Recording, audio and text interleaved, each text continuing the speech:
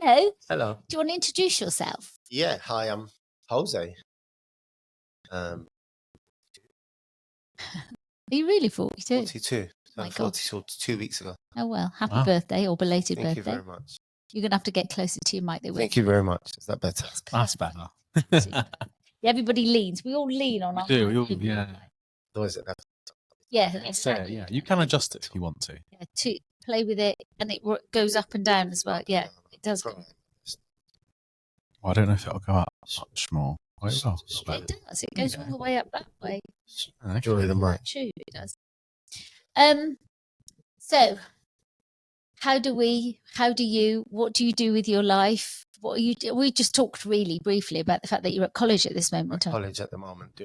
I'm at college at the moment doing level 2 counselling, which I'm really enjoying. I think it's given me a purpose at the moment. Right, okay. Especially after doing counselling myself for the last 15 months, I think it is. It keeps my toe dipped in recovery, which I need to. But it's also going to allow me to help others, my experiences. So I think that's really important for me. Yeah. So how's counselling impacted on you as an individual? Your own personal counselling, not your training, but your personal counselling. Personal counselling has helped me, I think, develop as a person. It's allowed me to look at myself from the outside in, look at my behaviours, and change, really. Yeah. When I came to residential rehab, I didn't think I needed to change. But it's opened my eyes to a whole new world. What do you think is the best thing that you've kind of learned from your counselling experience?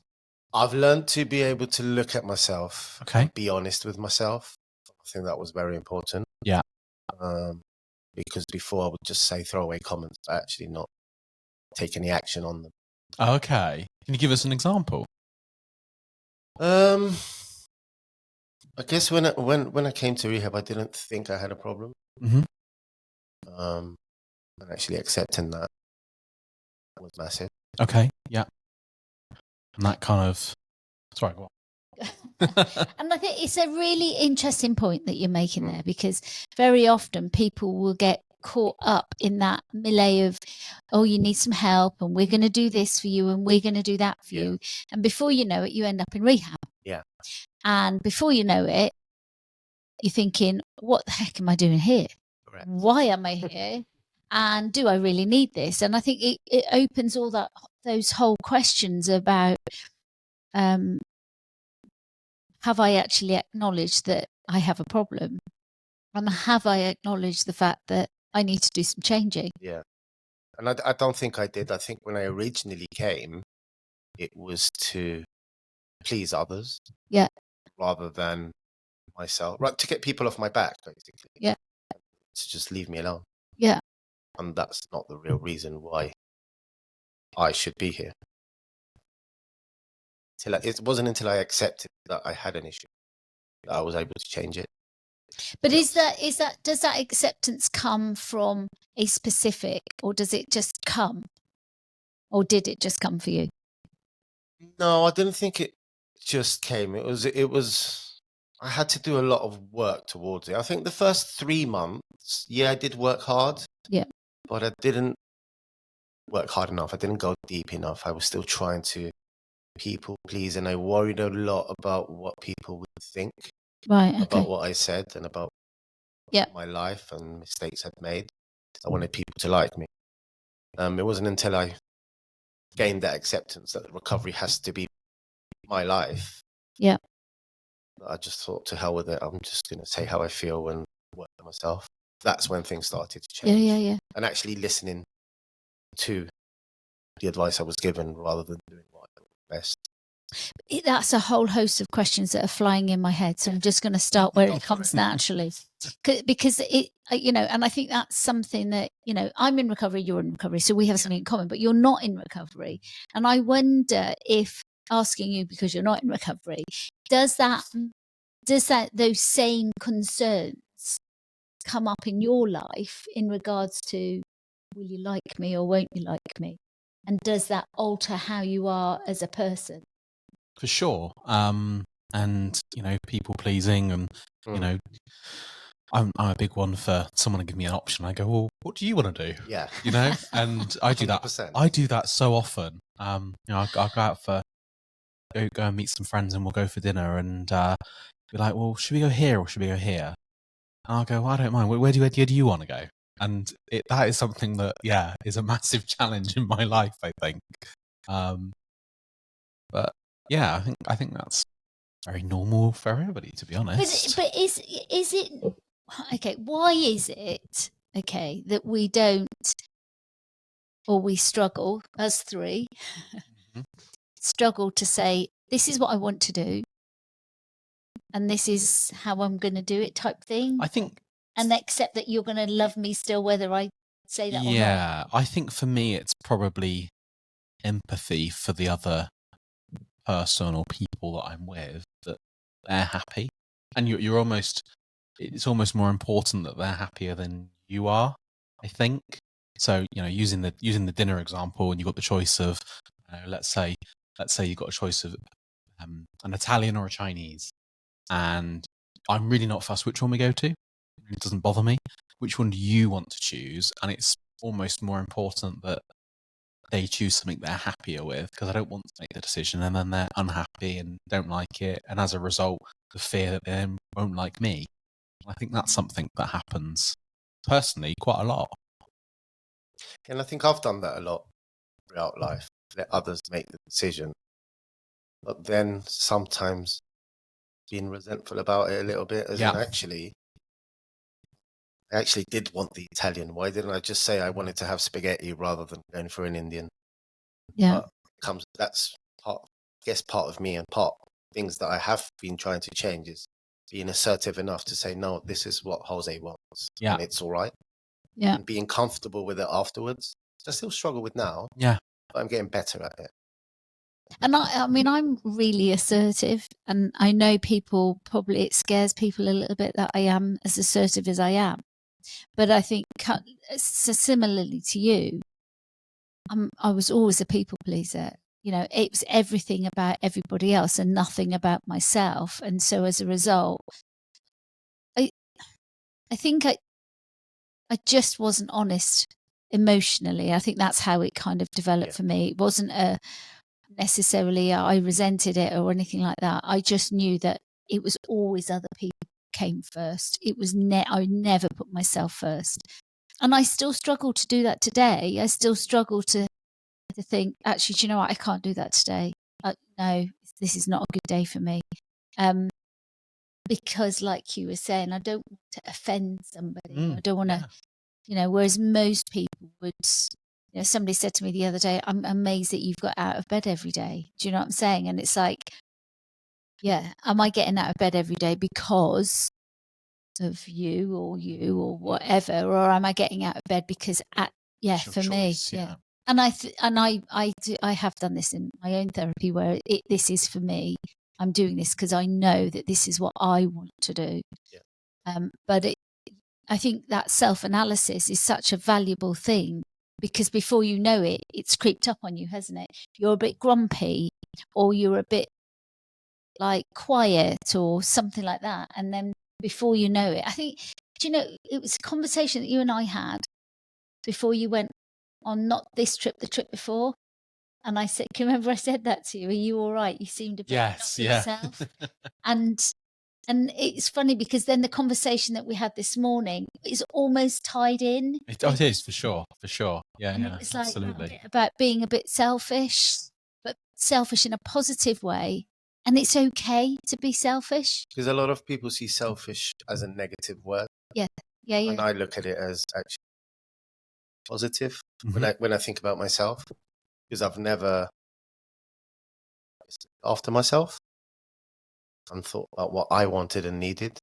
Now that I'm starting to do it, goes back to the self-analysis you were talking about. That's another thing I've gained through Preconceptions. I can feel an emotion now. I wake up in the morning down, and I can maybe analyze where it's come from and get to the root of it. Yeah. Go, actually, it's okay. It's fine to feel like that. Whereas before, I might have definitely would have gone off the rails because of that. Yeah. So, But it's like, but that's counselling for you, though, isn't it? That's Yeah. what counselling allows you to do. It Yeah. gives you that process to be able to go backwards and forwards and inside and upside and and then come back to a conclusion. And I actually feel sad for people that have never been given that opportunity to. I'm not saying you only get that in counselling. I think if you meet the right people in your life, you'll get that. yeah. But counselling, when you've had not such a good start in life, counselling can provide that. I think it's difficult. People find it difficult to find someone in their life that can be directly honest with them. Yeah. Without then having resentment, problems around it. But where does that come from? Because I suppose that comes back. I mean, obviously the charity that, that bit about, we do a lot of work in our charity, a lot of counselling. And the word that keeps coming up in my head is trust. So, I trust that you have my best interests at heart. Yeah. I trust that you have my best interests at heart. And I know that you trust that I have your best interests at heart. Yeah. So it's like, so from that, I can say things to you and you know that it's not coming from a different place. But is that the case for everybody? I'm just asking the question. It's a difficult one to answer because for me now, no, I trust that anything that's said to me is with the best interests. Yeah. It's people revert back historically to their experiences. They haven't had much trust in their life. Trust someone that you don't really know. It's a bit like makes sense. Yeah, for sure. The example that I use is in sales. If someone promises you that the car that they're trying to sell you, I don't know, let's say it's the most economical car in the world, and then you get it, and 6 months later you think, actually, this car's using more fuel than my old car did. And hang on a minute, I made a decision. I made a life choice to buy this car based on information that my perception was I trusted the salesman because they know about the car. But the reality is they're there for their commission, and they get their commission when they sell a car. So they're going to tell you what you want to hear. And I think sometimes you'll find people in your life that do that to you. Not just in sales, but all kinds of examples. They'll tell you that the Italian restaurant's closed because they really want the Chinese. Do you know what I mean? Going back to that food example, it is a bit deceiving, but I think people do that sometimes because actually, what they want is more important than your views. And sometimes, sadly, there are people out there that do that, which is, I'm questioning whether they're really your friends. But that's definitely something that can happen. So that then comes back to that intuitive thing, isn't it? It's saying, do you use your intuition? Have you, now you've made all these changes in your life, started to be able to discover your intuition and trust it? And is that something that you do? Trust your intuition? I mean, my intuition screams at me all the time. I cannot ignore it anymore. I've spent 37 years trying to be a different person and change and work on myself. So my intuition is there. Yeah. And I trust it. Yeah. But do you have that? And do you have that? I'm starting to trust it more than I used to. Right, okay. And I think something is right for me now. I'll still dilly-dally a little bit and mull it over and think about it for a couple of days, but I'm going with it a lot more because over the last 6 months, it's been working. Yeah. Because my head's in a good place. Yeah. And I'm making intelligent decisions. A year and a half ago, I couldn't trust my intuition because I was all over the place. So a bit more. Yeah. But now I'm more comfortable with myself. I tend to trust myself a bit more. Yeah. But that's come through a lot of hard work and counselling. As you said earlier, a lot of people don't get that luck. They don't have those skills. Mike? Oh, that's a good question. I think I call it my gut feel as opposed to intuition, but I think it's the same thing. I don't know. Sometimes it works, sometimes it doesn't. Who's working it and who's not? Well, that's the question, isn't it? I don't know. I think, I'm going to use the food example again. Sorry, it's going to make everyone hungry that's listening to this. But quite often with a menu, if there's several things that I can't choose between, I'll go back to the thing that caught my eye first. because I feel like my intuition was, my gut feel was telling me that's what I wanted, the first thing, rather than the second or third option that I found that I like the look of. And I think I do that quite a lot. And I feel like I listen to it quite a lot. There's been times where the feeling's not been very strong. And then, sometimes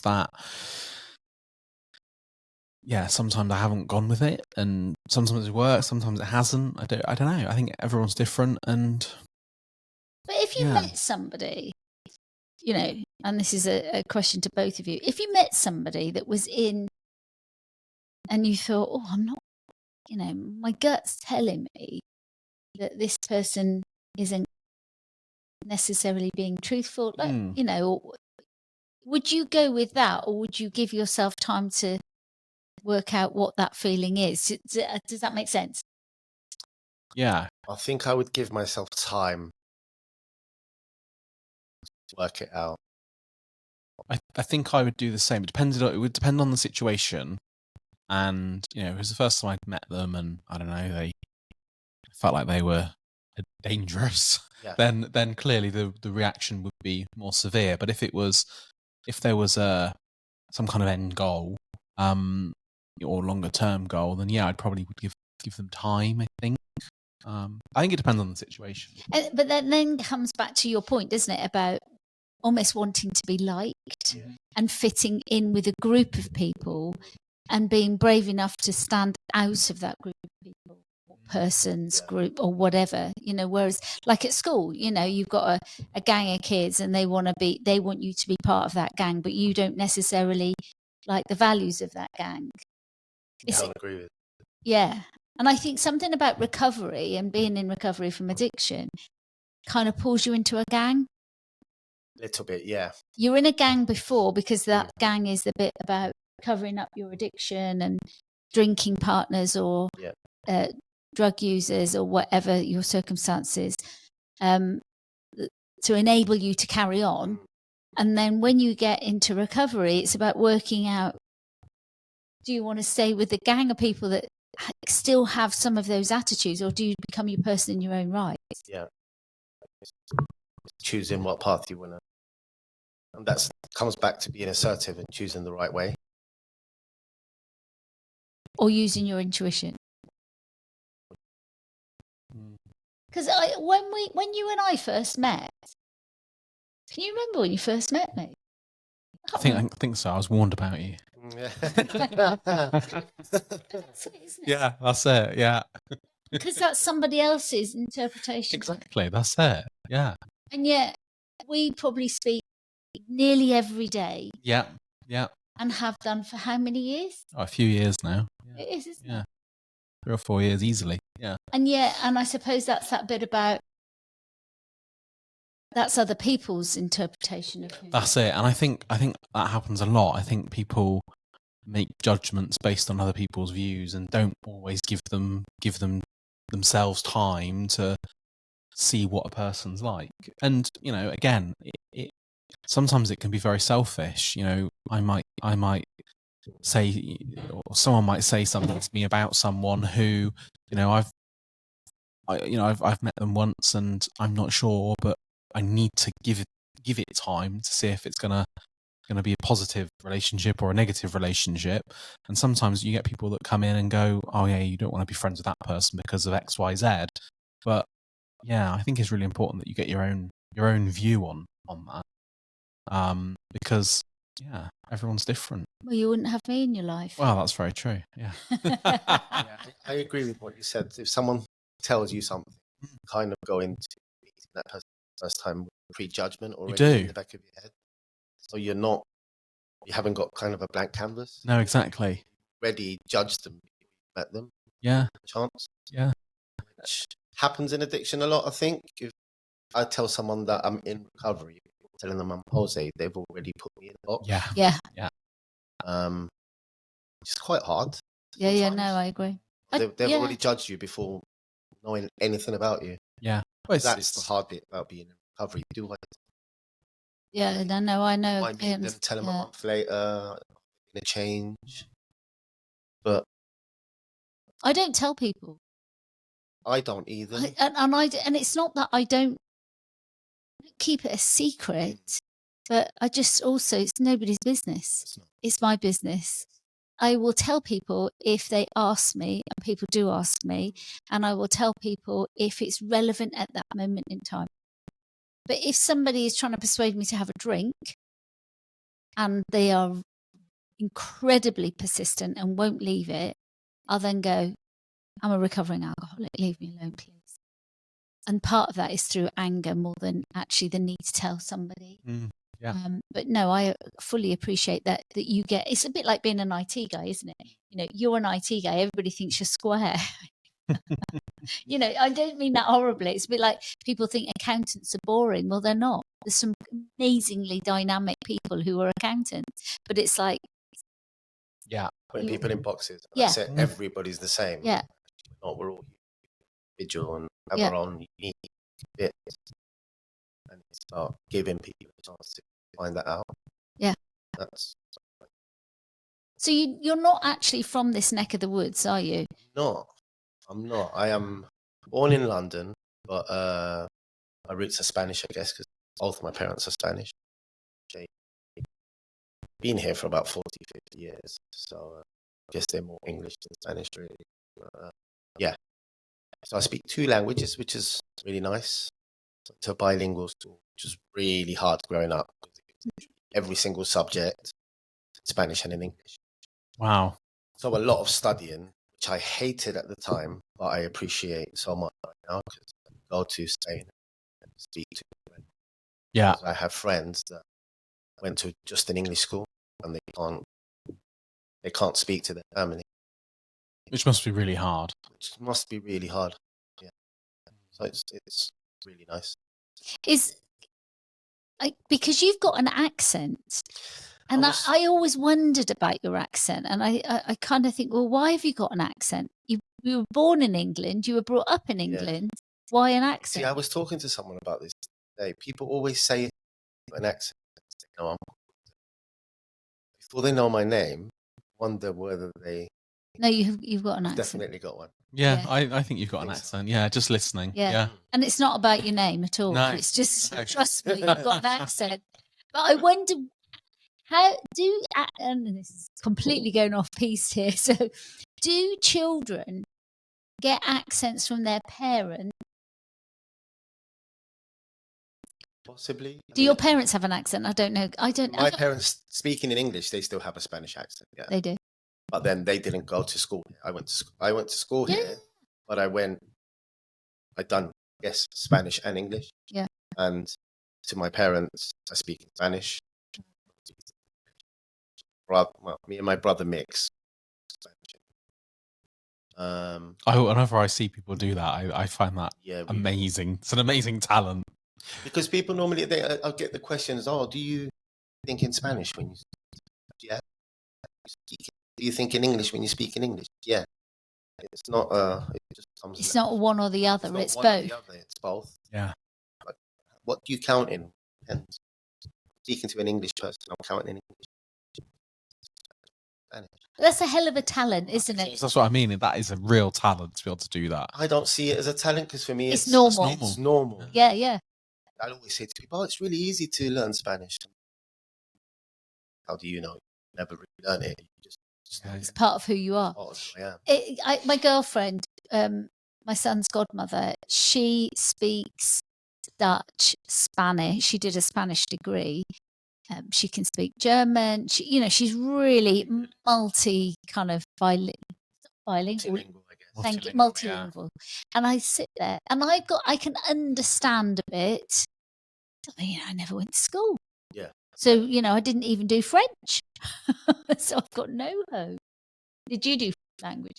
Yeah, I did French and German, and then dropped German, and then dropped French before GCSE. But yeah, I feel like I'm fairly good at understanding French. I couldn't have a conversation, but I can go to a town and figure out how to get a table at a restaurant, how to order and stuff like that. But the problem is you go to all the places that you go on holiday and They all speak such good English. Everyone speaks English. This is it. It's a waste of time. And I've just come back from Italy, and I knew no Italian whatsoever. But again, wouldn't have been at any point because they all spoke great English. A friend of mine, he's learning German at the moment, using Duolingo, the app.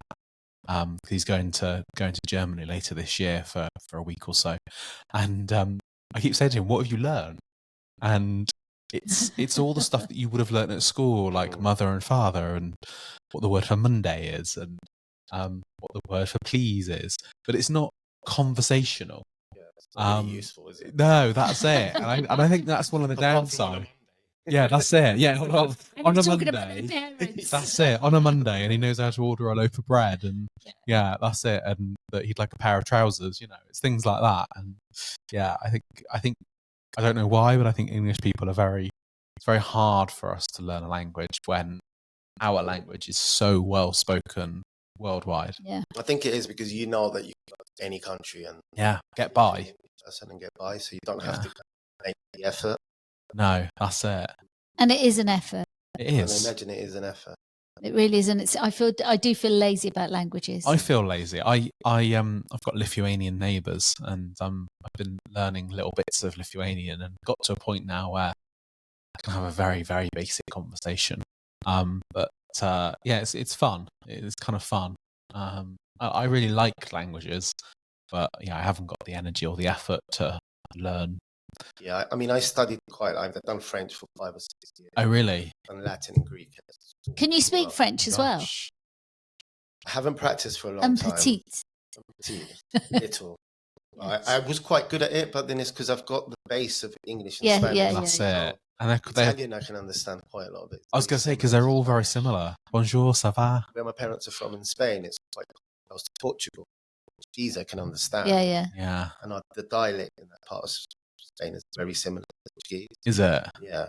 I can dip in and out of that as well, which is actually quite a skill to have. But it's funny, actually. I don't use, really. Yeah, no, I've got a friend who's Portuguese, and he can speak Portuguese, obviously, Italian, French. I think he speaks German, and he speaks something else. I can't remember what it is, but it just blows my mind that he can speak all these different languages, and he never uses them, but he can. Yeah, he can but speak you know them. Yeah, exactly. Yeah, which is cool. You could work for the UN. Good, yeah. I don't know what sort of jobs they offer, but yeah. So, okay, let's get back. So you're Spanish. Well, you're English Spanish. What do you call yourself? I've got old passports, so I do some both. Yeah. Nice. Well, I suppose you need them now, don't you? Brexit came in. So I'm 42, and I got my British passport the year of Brexit. Never needed it. Wow. Just use my Spanish passport. Yeah. I thought better. Jump the queue, can't you, if you've got your Spanish passport now? So I carry both. Go in different queues depending on where I go. Yeah. And how big the queue is. Exactly. Does it create a problem, though, coming into the country if you used your Spanish coming into England? Do you need a visa now or not? I don't think so. Because you're British born. But does it, right, but does it, I've always thought this, because I know lots of people had problems when Brexit came in or came out, or whatever you want to call it, whatever it is. They, some people that were born in this country or had family that were in this country then still had complications, didn't they? We didn't, or I didn't. Yeah. My brother didn't. Did your parents? My parents had to prove that they had a settlement status. Right, okay. They married years and years and years. So. But yeah, you had to prove that you had. And how long had they been in England for? Well, my dad's 73 and he's about 80. My mum is 64 and she's been here since she was 17, 18. My parents met in this country. Right. So they're about 250 kilometers away from each other in Spain. Yeah. They actually met here. How? That's bad, isn't it? Through friends, I think. Right, okay. Through friends. It's actually something I don't know too much about. Yeah. Because it's good to know about your history a little bit. It is. But I didn't really talk about stuff.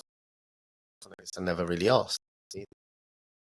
maybe I need to be a bit more curious about that.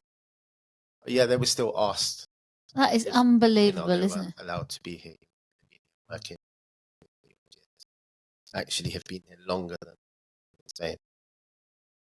So you've got a brother, Got a brother, 9 years younger. right? Okay. Javier, he lives in Spain. Over himself. What does he do? Good question. Do you want to say that on air? He has, yeah, I think it's all right. He has explained it a million times, but I don't see. Okay. I think what he does is create. He sells escape rooms. Okay. For companies like, can I say the name of the company? Sure. Yeah. Like Indeed and companies like that. Okay. When people are applying for a job, they do the little escape room, find the people in boxes. Really? Yeah, I think that's it. Okay. Sounds quite, very strategic. Yeah. Sort of, yeah. Put me in an escape room and I would scream the house down. Oh yeah, I'm terribly claustrophobic. No, but this is done online. So it's like a questionnaire to answer. Right, so he's invited for a job at, say, like Adidas to be a CEO, and they'll ask you a set of questions and whittle down. Okay, let's choose these candidates. There's a very fancy word for this, and it's where you get a report that tells you how, if there are, no, I know what it is actually, but I can't. It's that word that means, if someone's a strategic thinker, or if they're a bit lazy, or it comes back to judging someone before you meet them. It does, were talking about earlier, doesn't it? Just on what you've answered on a questionnaire. Exactly that. Yeah, this is it. But you wouldn't. There's lots of people that I always encourage people to fill in the application form, and then we can see, because actually, you don't know until you know. No. And that comes back to that intuition thing, doesn't it? For me, I will intuitively know whether that person's going to work out as an employee. Yeah. And it's nothing about a bloody escape room on IT. It's difficult because the world's going more towards that now. Yeah. Like there's less and less interaction between people. Yeah. Oh, well, it's massive. It's all remote work, isn't it? Yeah. A friend of mine just applied for a new job, and he had to fill out, he had sent his CV, and then they've asked him to do a test online, which is very similar to what you're talking about. And it's a remote job, so he'll, if he carries on through the process, he'll probably never meet anybody from the company because it's all remote. Okay, he'll meet via Teams or Zoom, but it's not the same, is it? No. Not the same. It's quite isolating as well for people. Well, I think don't think it's healthy. One of the reasons he's applied for that job is because it is remote. He wants that. Really? Which, is just the way of the world. I think that's where a lot of people are going now. They want to be at home. You can travel. I mean, with the internet, you can work from anywhere, can't you? Yeah. But do travel, stay at home. This is it. Yeah. Who knows? So, mum and dad Spanish, brother lives in Spain, doing a very weird job. And you have come to Somerset. Yeah. I'm assuming you're settling in Somerset now for a period of time. So, for a period of time. Yeah. Enjoying the London, Somerset. Tranquility. Yeah. Don't know if I'm enjoying it because I'm in a better place as well. Yeah. Maybe a bit of both. Probably a bit of both. We are lucky. Somerset is beautiful. And it's a very much a missed county, isn't it? Yeah. People whiz past it on the motorway and don't come into this. But they're going to North Somerset because you've got Weston-super-Mare and you've got Bath and all of those kind of things. But they miss Somerset an awful lot, that's fine by me. So what are you going to do when you grow up? Grow up. I don't mean that patronising. Yeah, I know you're in a second phase of your life, really, isn't it? Well, at the moment, as I said earlier, I'm doing counselling. The idea of hopefully. Right. Okay. That's yeah. Some people just sound like the idea of being able to give my experiences. Yeah. And I feel that I'll be good at it. What did you do before? I've studied journalism. Okay. Never worked in it. Still writing with typewriters back then. You're not that old. No. But then went and I've always worked in construction. Okay. Oh, okay. Journalism, construction. Yeah. So I bet they were offering little amounts of money to go. Yeah. Yeah. Money's not great, is Went it? into a construction office where I could just answer the phone and say it wasn't double the money. So at 20, That's what you did. that's what I did. Stayed in it. And then when I thought about, should I do something with my degree, the world had moved on. Yeah. Like this, which was alien to me. I guess by that stage, my head was not in a good place. So the fact thinking of change, going back into a situation where I was 10 years younger, scared the hell out of me. Just carried on coasting the same job, not getting anywhere. And being unhappy. And being unhappy. And luckily, I say luckily, people think bad thing. Actually, it hasn't been. It's turned my life around. Positive thing. Yeah. On the stuff that I've done there, I really believe that they should bring it. They should teach people that those basic skills help. That's a really interesting position, isn't it? Because, obviously I'm a lot older than you are. When I was at school and you did cookery, you learned how to cook. You didn't need to learn the technical side of it. You knew that there was a science involved in it, and they taught you the science of it. So if you're going to make a loaf of bread, you've got to let the yeast prove before you add all of those things. But what they didn't do was sit down and analyze it and overanalyze it, and then draw 25 pictures about it, and. You learned to cook. So I cooked for the family anyway. So that was what it was one of my roles was cooking. When my mother left, that's what I just cooked. I naturally cooked. When there was food in the house, I would cook. But I think almost today, unless you've got somebody around you that will do that with you, you're de-skilled. You don't have that skill. I tease the life out of you about cooking, don't I? I know I do. But it is that bit. It's part of my family. All of the family, we all cook. We're reliable cooks. And all of the family talk. We're reliable talkers because, but when I was a kid, nobody talked to you. If you had a problem, you didn't get talked. Nobody talked to you. They weren't interested in you as a child. Whereas I think society today is a bit more interested. But school didn't encourage you to talk about anything that was going on in the world or have an opinion, or that your opinion was valid if you did have an opinion. And that's the thing, isn't it? It's like, no, you're not allowed to talk. There's a lot of taboo subjects that don't talk about. And I suppose it's like sitting down at the table and having a meal together. Yeah. I mean, we do it. We at my house, I say mum, dad, we all cook as well. Yeah. It's always when I'm at home, sit down to have a meal together. Try not to have the telly on, but most times it is on. It's a distraction. But then having a conversation, yeah, we do, but it's small talk, most of it. Don't go deep into stuff. And I didn't see it as a problem growing up, but now, probably, yeah, because we're allowed to be honest. As much as we should, but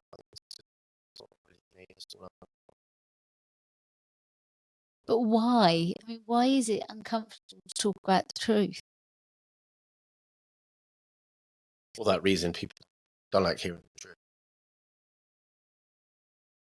Self-included. I think you're right. Yeah, I think you're absolutely right. Yeah. Hearing the truth sometimes is uncomfortable. For sure. Even if it's a nice thing, it's still uncomfortable. Getting a compliment. Yeah. Was it because I get many in? Maybe. Compliments make me go all shy or something. That's Yeah. Yeah. I get shy about compliments. But I somebody said to me the other day that they met somebody that met me and had an experience with me. It was a positive experience, and they said something about me. It's like, okay, it's nice that people have that thought and feeling about me, but it's like, oh gosh, I do feel uncomfortable about that. It is. But I also know that it's important to celebrate that as well, and celebrate the kind of person I am and the good that I do and all of that. I still find that really, really hard. And it puts a lump in my throat when I think about it, because it's like, I know that's me, and I know that I've done that, and I know, and all of that. And I say, it's that pride thing, isn't it? It's like, am I proud of what I've achieved in my life? Yeah, of course I am. I've done incredibly well. But it's like, it's almost detached from me. Yeah, I get what you're saying. Yeah. Crazy. You know, seeing somebody develop, and I know I had a hand in that, still doesn't mean that I had a hand in it. I suppose it's like the charity. And I know you do some voluntary work for the charity, but for the charity, it's like you look at it and you think, over 150 people are being seen on a weekly basis for support and care and all of that. And you think, well, that wouldn't have happened if I hadn't have done that necessarily. There was nobody else that was going to use that stupid idea. Well, it wasn't a stupid idea. No, but you know what I'm saying? It's like that crazy moment in time when I thought I might do something. But it's like yourself, when you give something, you don't think. Yeah, I mean, I think for me, it comes back to people say something good about myself. I think I'm boasting. Yeah. I think I'm being, grandiose about myself. Again, thinking of what others are thinking rather than, it's a good thing you've done. Be proud of it. Yeah. So, all right, I'm going to put us all on the spot. What's one thing that you could say that you're proud of that you've achieved in your life? You've achieved. Mike? Oh, was it me first? It's a really good response, because that's it, isn't it? Oh, Yeah. look at you. That's it. Yeah. Sorry. No, it's fine. I think this week is probably rejoining the gym for me. That's something I'm really proud of. Yeah. And I'm proud that you've done it and all. And I don't mean Thank that you. patronisingly. I know it's been a struggle for you, and I'm really glad you have. Thank you. I think at the moment I'm quite proud of getting back into education. Yeah. That makes sense. Something that I've chosen to do, and I'm doing what I want to do. Whereas 18, 19, I don't know what I was doing. Go on what people say. You should do that. Your cousin is that. Uncle used to be a journalist. Follow that path. Yeah. Whereas now I've chosen to start counselling people that want to. Yeah. And that's so important. I'm quite proud of that. Yeah. And I don't blame you. It's so important to do something that you love and you enjoy. So, yeah, you should be proud of that. Great. It's still difficult to say, though. It is. Yeah. I get you. You know, and I'm sat, and it's your turn, by the way. Yeah, okay. I know. Do you know what? My subconscious. Trying to swerve it.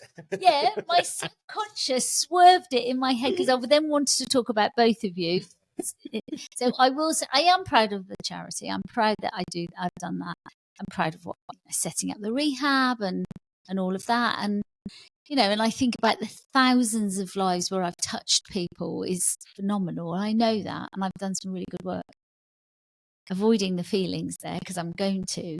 What was interesting for me listening to you both, because I know you both to a certain degree, is that bit about you didn't mention the fact that you house vulnerable people. And that to me is, I'm proud of you that you do that. Yeah.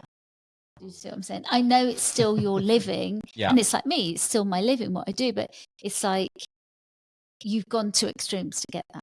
Yeah. To sort that out. Yeah. You know, you didn't say about how much you give back to the community, and you do give an enormous amount back. I know that. And I'm not just talking about the community on the wider sense, but also like in the rehab and people, and you mentor people, you do all of that. Yeah. And I think that's the stuff that, you know, it's almost like, oh, I don't really want to admit that I do that. That's the stuff that brings up the feelings, Yeah. the real feelings of pride, Yeah. isn't it?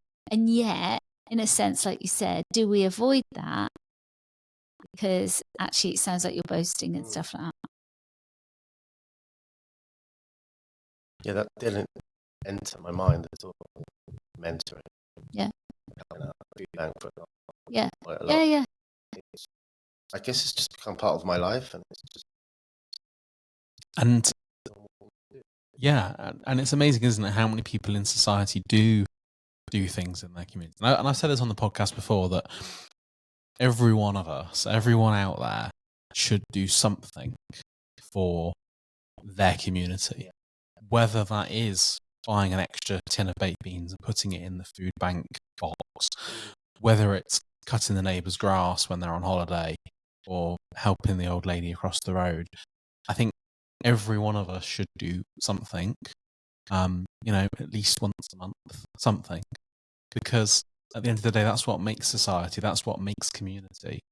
And it's just the feeling that you get back from that. And we actually said about it on a podcast you recorded before Jose came on, that it's the feeling of how you've made that person feel, and that they're going to remember you for that small act of kindness. And that's so important. But it's also how you feel.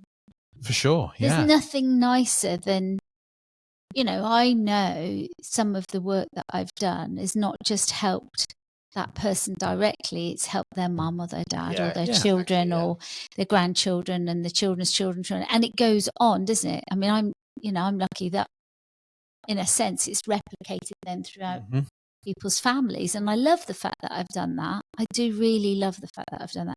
But you forget that. Yeah. So your act of kindness to somebody, it might be a tin of beans, but that tin of beans could feed mommy and daddy or two of the kids or whatever. And then that goes on, and they go, well, somebody gave that. That was a gift from somebody. And so therefore, in years to come, they might replicate that same. That's paying it forward, And it isn't does, because I obviously volunteer at the food bank Saturday, and I see it firsthand. Yeah. I actually got the figure. Go on then. Hit us with the hard figures in front of the mic, though. Yeah. So in 2023, the food bank Burnham and Hybrid gave out 30,000 meals. Wow. That's feeding 2,313 adults, 991 children. Wow.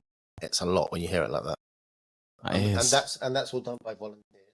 And a large proportion of them come from somewhere else. Yeah. Well, and it does. And with me being there has helped my confidence. Mm-hmm. Like that. You see, seeing a little child come in and give me chocolate and light up, that's it. Yeah. But then I kind of go on my day-to-day basis, and I forget that. Yeah. Yeah. And actually, that's probably the kindest thing I've done all day, but I haven't seen kind act. No, it's just natural because you're a naturally nice, generous, kind person. And we need more of those in the world. Yeah, and I mean, we've always struggled as a charity, haven't we, to get like trustees and people, not necessarily people to volunteer, because we've always got a fair amount of people that dip their hand in and help out and stuff like that. But those kind of important roles that we need, because actually you can't function as a charity unless you have those things. And because sometimes people feel that they're not, I don't know what the word is, good enough. They're not. Yeah. They just think, you say, would you like to be a trustee? They go, oh, like that. And it's like, no. Actually, it's all you have to do is come and have dinner once a month, generally at my house.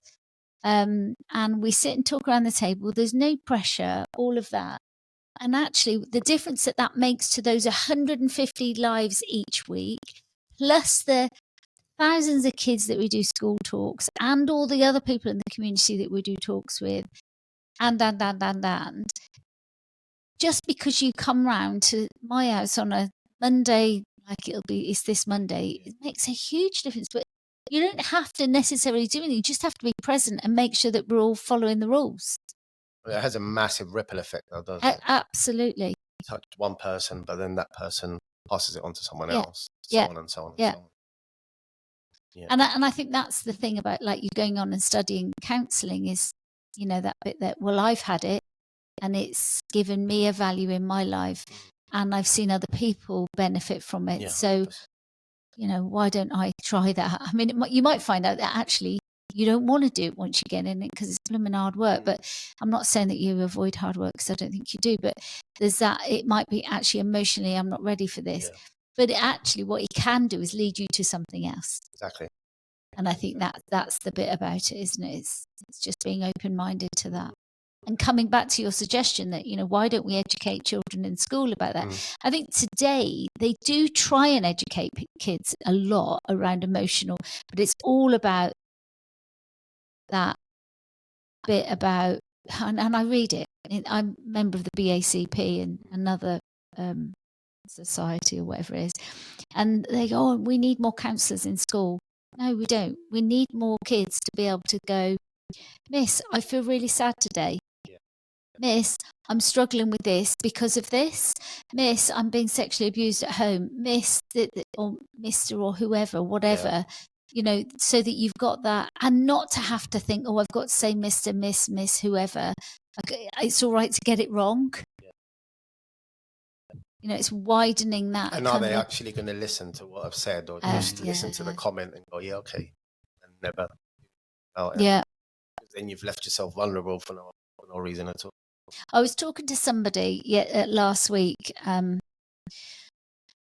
they were saying that they've left where they are at school, and more so because they felt bullied by the teacher than they have about the kids. Wow. And that is a huge statement for a young person to come out with. Sad, absolutely.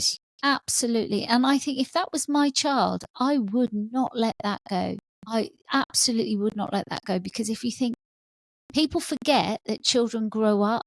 Yeah, exactly. They become grown-ups. And I don't know about anybody here, but having had if you've had a negative experience with a teacher at school, that does tend to follow you into your you remember it, don't you? Yeah. And that's one child. Imagine how many children that teacher teaches. Yeah. How many other children are saying that actually don't say anything. They don't have the confidence to say anything.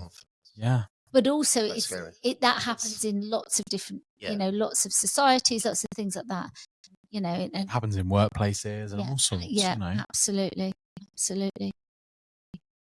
Well, I'm really conscious of time, so shall we? Oh my gosh! We always ask a question to our guests, and that is, can you share with us a goal that you've got for the year? Because we'd love to have you back on next year and see how you've got on with your goal. Well, it goes back to education. My goal is to finish level 2. Amazing.